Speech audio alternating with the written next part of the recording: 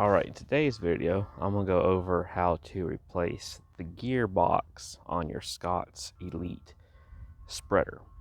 Now, the Scott's Elite spreader, if you have one, you obviously know that it has two gearboxes. It has two hoppers on it that, spin and distribute seed and fertilizer. Well, the issue I have is one of my gearboxes broke. Only had it for a year, haven't used it that much, and the gearbox broke. Kind of frustrating. So I started looking up parts. I couldn't locate any parts for the Scott's Elite spreader. So I heard that their customer service is actually kind of decent. So I called the number. I was only on hold for maybe a minute, not long at all. The woman I talked to on the phone was helpful, and I told her what the problem was.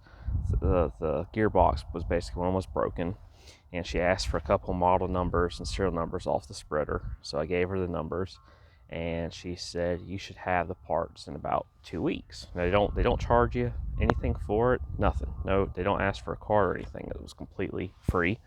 Well, only one of my gearboxes is broken, and they sent me two. And it does actually come with some instructions with pictures, like 19 different steps just to replace the gearboxes on here. But it's to replace both of them. Well, I'm going to attempt, I have yet to attempt, but we're going to go try it today on this video, and just replace the one gearbox that's broken and not take it all apart, because I would like to keep the other gearbox they sent me as a spare for when another gearbox breaks. So let's kind of get to it. So the first step is actually, this is the side that's broken, the side we're looking at here.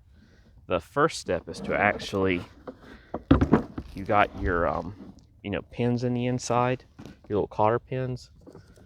So we need to take these out. Well, I'm only going to take one out because, like I said, only one of mine is busted, and I got to get in there. That's a tight pin that they use. So pretty well built.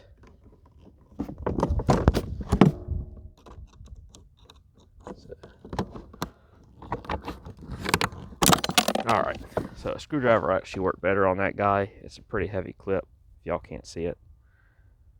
So we're going to keep this. We need to keep this, we don't get a new one of those, so let's keep that. And then we're going to flip it back over.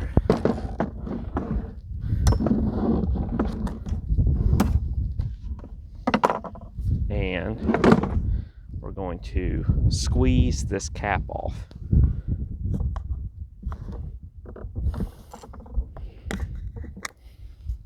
It's got 3 little clips on it, so squeeze it off. Let's keep that. And we have another cotter pin. Now it does come with a replacement pin for this guy, because this is your typical basic style. You have to push it in and bend it yourself.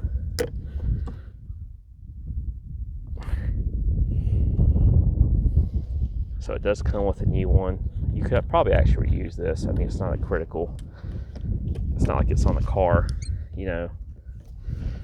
but it does come with the new ones.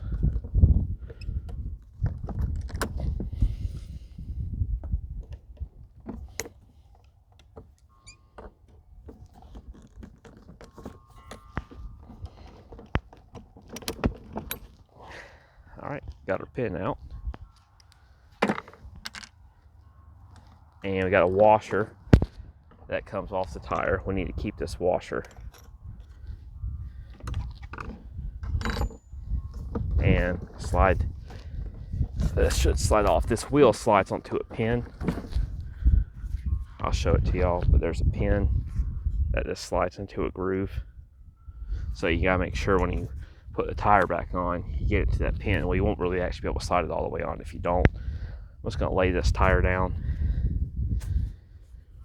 And let's see here. All right, based on what I'm seeing here,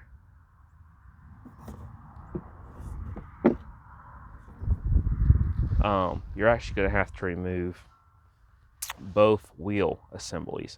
So you've already saw me remove the one. I'm going to go ahead and remove the other, and then we'll continue from there, okay? All right, guys, so what you got to do The same thing we did on the first side, just do on the other side, except a little bit easier on the other side because you know what to do now. So basically, on this particular side, there's a pin where the wheel connects to the tire. The other side does not have that. So it's actually only one side you have to worry about this pin. So after you got the other wheel off, you have to take out the part that more likely broke on your gearbox, which is this plastic clip right here. This is what breaks on them the most. There's a bolt and nut that runs through here, and you got to take that bolt nut off. So that's what we're going to do now. It tells you what tools you need. You need a 1/4 inch socket and an 11/32. So a 1/4 inch and 11/32. Your nut on the back side is 11/32, and then the bolt head is a 1/4 inch. So I'm just going to loosen that up. I pretty much took most of it off. Going to go ahead and finish taking it off. I already did the other side to speed stuff up. But keep this because you're going to need this nut and bolt. You don't get new ones. So just set that aside. It's pretty long. Right here you got 2 of these, one for each gearbox. One for each gearbox, so 2 total. Set those aside. Now what we got to do, we got to work the axle out. So you're going to pull out the axle on the side that has your pin. The other side doesn't have this pin here, so we're going to work it out in this direction. We're just going to keep sliding it and working its way out through these gearboxes.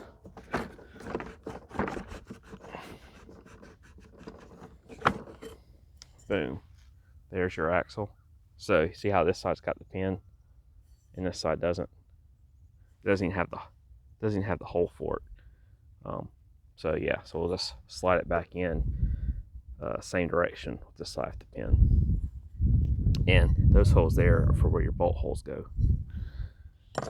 So like I said, we're only placed on one gearbox because only one broke. We're going to keep the other one as a spare. So let's work this gearbox out. There she is. This is what broke. See that plastic piece is completely gone. So there was nothing to connect this to the shaft. On this particular spreader, instead of using like a spline, which is what they should have done, a better design, the only way this gearbox connects to the shaft is through that bolt and nut that goes to this plastic piece right here. There's the other side. And it's pretty, you can't install it wrong. It even has here on the side where it says this side faces outward. So you probably can't see that, but it's right there. Really simple. So let's put the new shaft in. As you can see, it's got a little rotator pin.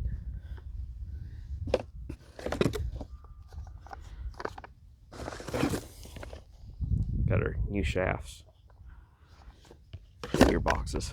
So we're going to take this guy and we're going to put him in here. You just got to make sure it goes through there, your pin. That lines up with that. This is pretty crusty from all the fertilizer.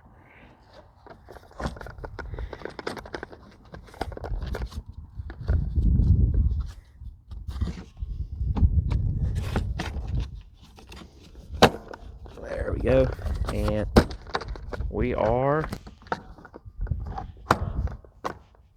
we're in.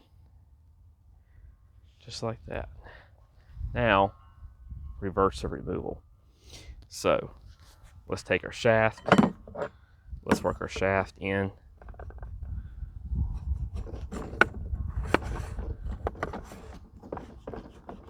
Which is going in a little bit easier than it came out. We just got to keep on going until we line up these holes with the gear shaft. Right there. Make sure I got the other side. So I want to loosely. Okay. So that's in. So now what we're going to do, we're going to put our bolt and nut into that white clip. I'll show y'all once I get it in there. I don't think it matters what direction it goes. So I got that in. You can rotate this shaft. And we're just gonna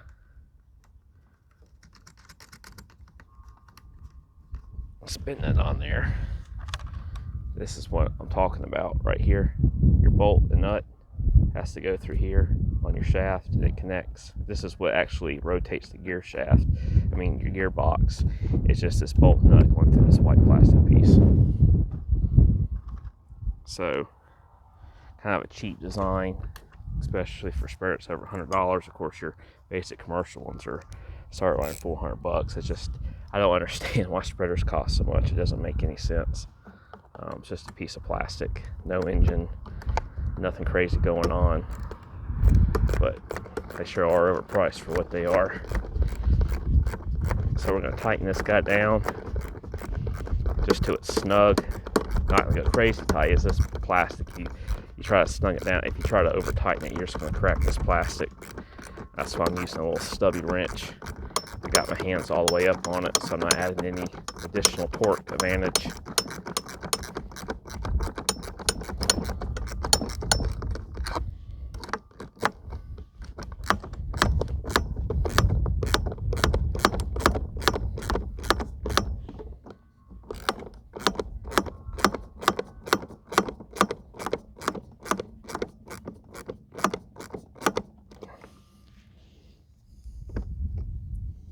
It's starting to push on the plastic a little bit. I'm not going to tighten it any more than that. So I got to do the other side, and then we'll put the rest of it back together. So let me get that nut and bolt through the other gearbox, and then we'll finish the installation. All right, so I got my other side done. Remember that side that didn't have the pin on the axle, so I went ahead and put that tire on already. And I did loosen the nut here and bolt on my plastic piece a little bit, just enough to remove some of the squishy. This on plastic, it was kind of pressing down on it, so I just kind of loosened up just a little bit, just to let it to expand a little bit. I figure it's better to have it a little loose than too tight, since its only job is just to connect that gearbox to the shaft.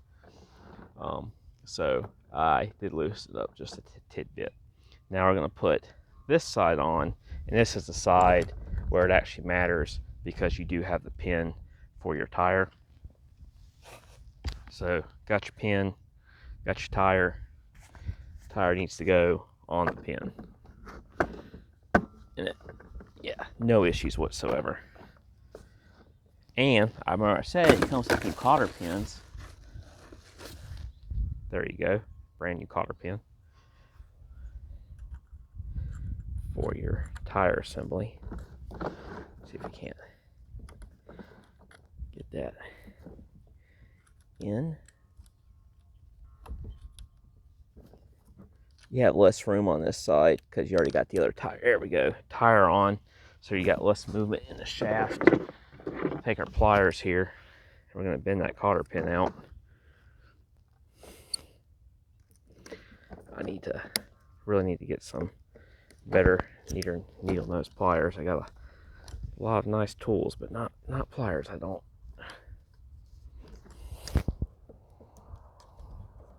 Just gonna close that up. So you could always reuse the old ones. I mean, this isn't a car. It's not like you got like a ball joint or, you know, a tie rod to worry about falling off. It's just holding on a tire for a lawn spreader. It's really no big deal.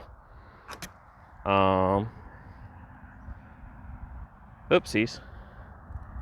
I actually just made a mistake, and that is what happens when you do stuff on camera. I forgot to put the washer on, guys. Let me put the washer on.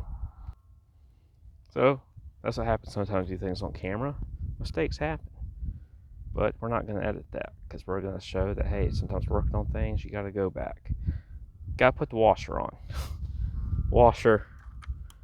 There you go. Now you got the washer on. Now you can put the pin in. Like I said, I'm just going to use it. It's not a structural piece here.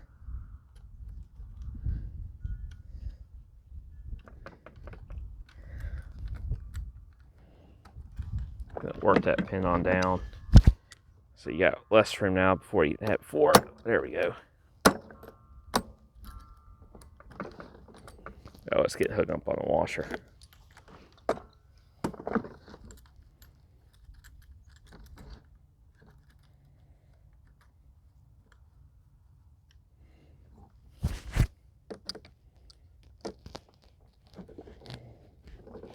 Let me work this on down.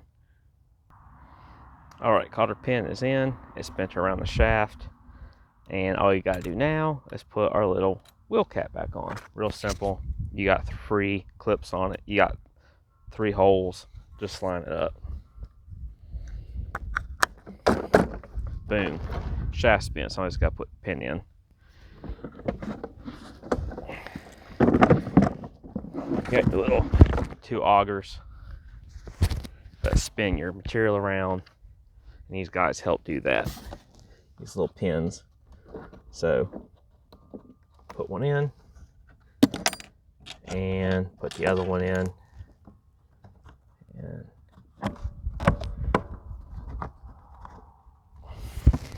that's it, guys. It's assembled. Let's see if she works.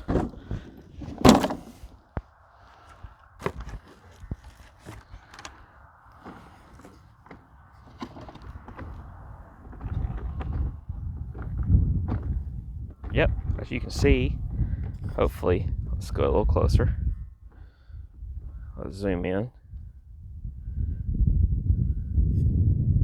As you can see, you got both guys are now spinning. We now have a working spreader. Instead of buying a new one for over $100, we got the parts for free and fixed it ourselves. As you can see, it's fairly easy to do, a little frustrating, you know, with the pins and stuff, but all you need is some needle-nose pliers. Flathead screwdriver would be nice, and a 1/4 inch and an 11/32 socket or wrench would work just fine. You could even do it with pliers, but I prefer to use a wrench. But yeah, hopefully this helps y'all. And like I said, it does come with instructions, but I know some people prefer to see stuff visually and, you know, actually see the struggle of taking something apart instead of just reading, you know, poorly printed black and white instructions. All right, till next time, hope y'all have a good day.